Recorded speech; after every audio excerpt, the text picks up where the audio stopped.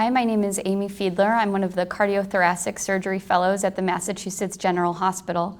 It's my pleasure to be here today with CTSNet moderating this panel on tips and tricks to succeed in residency and fellowship. It's great to have my fellow resident colleagues here today with me. We'll start with Kristen Sell. She's an I-6 resident from the University of North Carolina. Greg Patakos, he is a traditional track resident from Baylor College.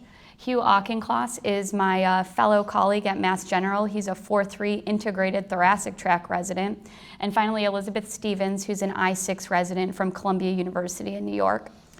So I thought that the first question that I could ask my friends here is how we all went about choosing the track that we joined. So we'll start with Elizabeth as to how she chose the I-6 track. What really attracted me to that pathway was the way that you're able to really focus on cardiothoracic and cardiovascular diseases. So you get a lot of cardiology training, imaging. It was unique in that I had a lot of exposure to the field, so I was quite certain that this was something that I was going to pursue. So one of the issues is you're not board eligible for general surgery. So you have to, there's nothing to fall back on if you decide for some reason you're not going to do cardiothoracic. So I was pretty confident that that was what I wanted to pursue. The duration didn't really make too much of a difference to me. It was mostly the focus that you have on cardiothoracic throughout your whole time. So that was the main attraction to me, for me. Mm-hmm. That's great. And what about you, Greg? Someone who's gone through the traditional training program, completing a general surgery residency. Yeah. It does make it very interesting when you compare yourself to people training in other paradigms or other pathways. For me, when I was first starting out, I think there either wasn't a traditional or an integrated program, an I-6 program, or it was just the very first year where they had come out. And so I felt that there was going to be a little bit of uncertainty to it. Now, obviously, it's turned out to be a great thing. But I liked the idea of getting general surgery training first, having broad training, and then being able to spend a dedicated number of years in cardiothoracic surgery. Not only because it gave you something to fall back on, but because of the broader training that you gain. And there are more aspects of general surgery than one would think in cardiac and thoracic, whether it's operating on the foregut or operating in the abdomen, doing a thoracoabdominal aneurysm. I think there are some benefits to this training pathway. Mm-hmm. And another question that I had for everyone is when you started your training program, how did you identify mentors? Kristen, did you have any specific way that you went about identifying mentors?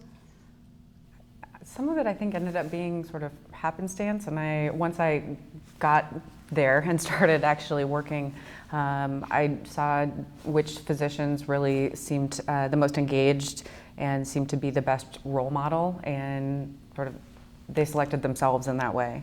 And it's interesting, I plan on going into adult cardiac surgery, but one of my mentors is a thoracic surgeon just because of the way that he conducts himself. And so I think it's interesting to see where your mentors end up being. It's not always where you expect. Mm-hmm. And what about you, Hugh? I know from Mass General we have a number of great faculty members to choose from. How were you able to identify someone as you went through the training process? Yeah, at Mass General you're lucky because if you express even the slightest interest in thoracic surgery, Dr. Mathieson will usher you into his office and then you're on his team for the rest of your training. But also I found mentors outside of thoracic surgery as well. Some of our foregut surgeons and people that you just had a productive clinical relationship with turned into useful mentors over training. And another question I think that a lot of the viewers would be interested in is research. Elizabeth, you've been quite productive as a researcher during your training. Can you talk to us about how you were able to balance your clinical responsibilities and being a productive researcher, and any tips and tricks that you could give our viewers? It's really been a challenge. I think one of the best pieces of advice that I got going into the I-6 was to try, when you're an intern, to really dedicate yourself to being a great intern and getting adjusted before taking on any projects, because I always tend to take on too much.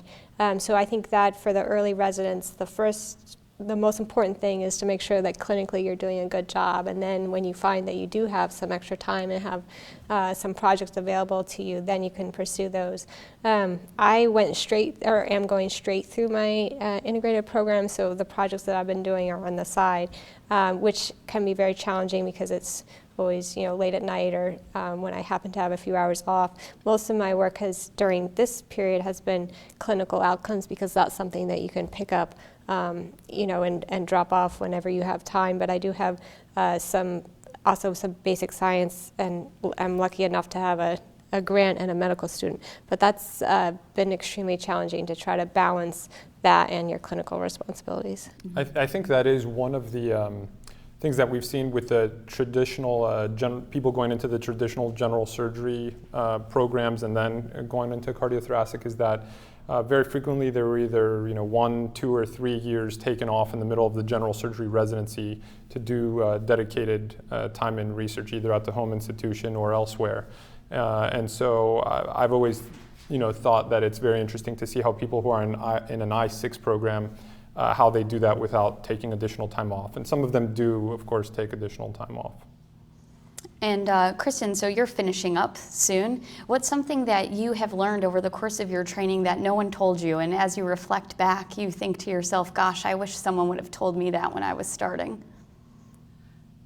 I think that part of it actually comes off of something that Elizabeth said, which is, in the beginning, your first and foremost job is simply to be a good doctor.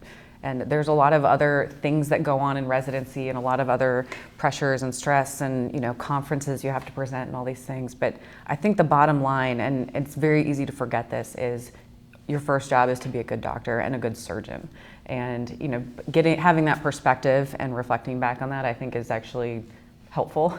Mm-hmm. as a check-in every once or twice a year or something like that. Something that people did tell me that I didn't do, and I wish I had, was you got to write stuff down. You always think you're going to remember all these things that you watched your staff do when you were training, and then when you're trying to do it on your own and you just can't remember these details. I just wish I'd written everything down. I think that's great advice. It's great advice, yeah. Someone told me early on, and to this day, when I'm finished scrubbing, before doing the op note, before doing the orders, I take out my iPhone and I jot a couple things down. And it's all gibberish with spelling mistakes and everything, but it means something to me. And I've then been able to pass that on to other residents, and then they start doing the same thing, and you can compile it. It's very useful. I think that's an important part, that as you go through, you'll try to figure out your learning style, and reflecting beforehand what your goals are for a given surgery, what you want to improve on based on your previous performance, and then as soon as you're done, like you said, reflecting on what you wanted to change, and whatever format you have for trying to kind of each operation that you do progress in the goals that you have, and each person has like a different method for that, but figuring that out as you go is very helpful. Mm-hmm. And cardiac surgery is certainly very different than general surgery. There's different technical skills and things that we need to obtain. What has all of your experience been with respect to simulation, and do you think that that's something that some of our younger viewers should be involved in early in order to hone their skills?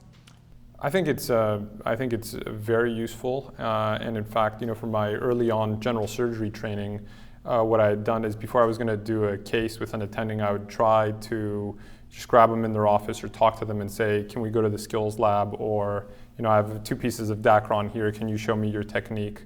All of your attendings are going to be busy, but if you really show to them that you want to excel in the operating room, having just a little bit of one-on-one time when you're not on pump, where they have an extra minute to show you a needle angle, can be very useful. So although we can't do it all the time, and that's something I took with me into cardiac surgery, so although you can't do it all the time, if you can show somebody that interest, they will frequently either show you, before the operation, just on getting 2 pieces of Dacron together, or in the sim lab, something along those lines.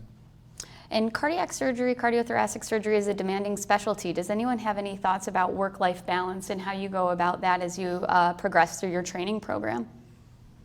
I don't think you think about work-life balance on a day-to-day basis. You think about it on a month-to-month and year-to-year basis, and your cardiothoracic training is not going to be a period of your time when your work-life balance favors life. And accepting that is okay. It gets better. There's going to be easier stretches, but it's not realistic to think that it's going to be a thriving time for your personal life.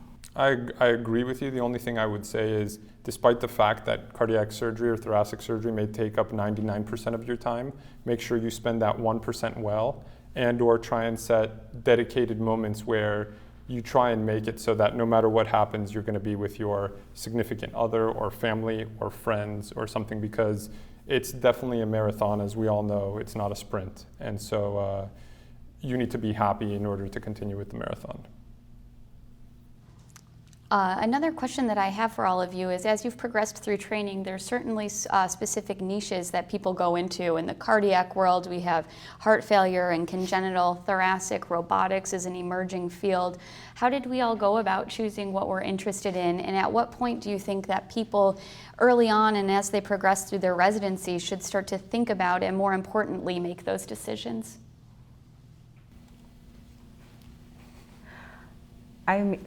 So there were many parts to that question. I think that, I certainly would not encourage people to decide too early on exactly what specifically they want to do. I think that, one, you end up missing out on a number of other opportunities, and two, you sort of close yourself off to, the other aspects of cardiothoracic surgery. And so I have to be honest, I've decided fairly late in the game exactly what I'm going to do, but I think that's been very helpful because I sort of approached congenital surgery and thoracic surgery and all that with a lot of energy, and I was very engaged, and I think that the faculty respond well to that, and you get a lot more out of the experience. That being said, certainly you need to decide probably by before your very last year, just in order to make sure that you have everything sort of lined up when it comes time to start looking for jobs, and to make sure that you have appropriate mentors in place. Mm-hmm. That's certainly the first thing they're going to ask you when you start looking for jobs, and it's a little disarming, is what are you interested in? And they want you to be specific, and that's not a time to figure out that you don't know what really drives you. Yeah. I think it's good to identify your passions early on. However, they may change, and I think it's just as easy as, what operations do you enjoy performing the most? What people do you like when you come to a conference? Who are the people that you gravitate towards, going to their sessions, etc.? And very obviously your mentors are going to influence you. So we all know that if you are working with a surgeon who's an exceptional surgeon and an exceptional human being, the combination will draw you towards whatever niche that person is in, because you'll see it as being very rewarding, fulfilling, and something that you would like to emulate. Mm-hmm. Any other thoughts that you all have for our viewers? The one thing I would like to say to everybody watching this video, and I'm sure there will be a lot of junior people, medical students, residents, etc., is that the most important thing someone once told me you can do is to just show up every day. Don't let people get you down. Don't give up, and to just keep going. Just keep going, and you will surprise yourself with where you'll end up. Mm-hmm. Thanks everyone for being here. Thank you. Thanks for having us. Thank you.